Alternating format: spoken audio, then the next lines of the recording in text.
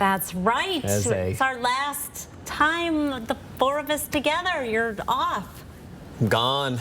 Yes. From the news desk. I'll still be in Spokane because I love the Spokane area. But yeah, the cat's out of the bag. I'm leaving, doing something different, working in real estate investment, so that'll be exciting. Ooh. But it's always retrospective. You look back on the things you've done over the last 15 years, and you hope that you've improved.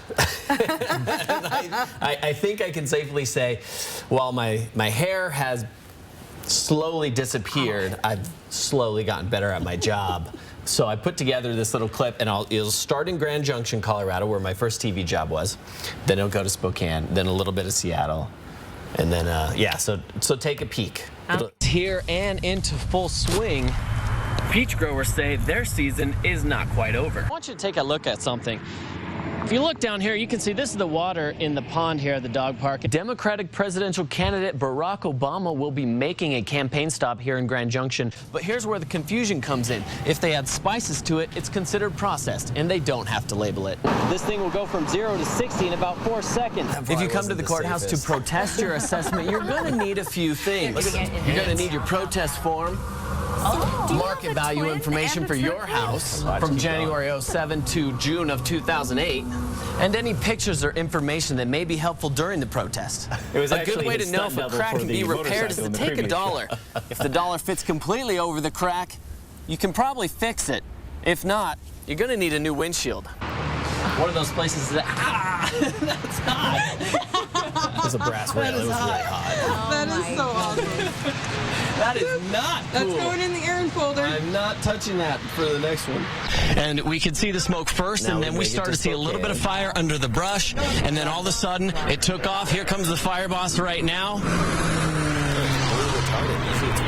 That is the second drop he's made on this area. The flames spread really quickly per hour. Tomorrow, a jump up to 80, but that's below average. Partly cloudy skies, especially in the afternoon. We'll see a few more clouds, and in the morning, southwest winds 5 to 15. It's going to be another gusty day tomorrow. Today was just the groundbreaking ceremony for Palouse Wind. When all is said and done, there'll be 58 turbines generating 105 megawatts of electricity. A model wind farm for any community. That thing wouldn't spin until we put some olive oil from the salad on it, and then it spun like a charm. The police department has hundreds of stolen bikes. I don't know what it is about a bike, Nadine. Maybe it's the wind through your helmet or just the feel of the open road underneath your tires. But you should see me chew gum and talk so when too your bike gets stolen, you want to do everything you can to get it back as quickly as possible. The city on how it did on its first Stage 1 snow event of the season is kind of like changing a diaper. Some parts are clean, smooth, easy to handle, while other parts, well, they're just kind of a mess. It's the first snow at the base of Seattle area, which has snowboarders and skiers pretty excited, I would imagine. But for drivers, it's probably a whole different story. Ooh. Good throw. Michael Joel says he hit about 40 homes Halloween night in this neighborhood and another so neighborhood the hairline just keeps up receding. Quite the haul for the 12-year-old.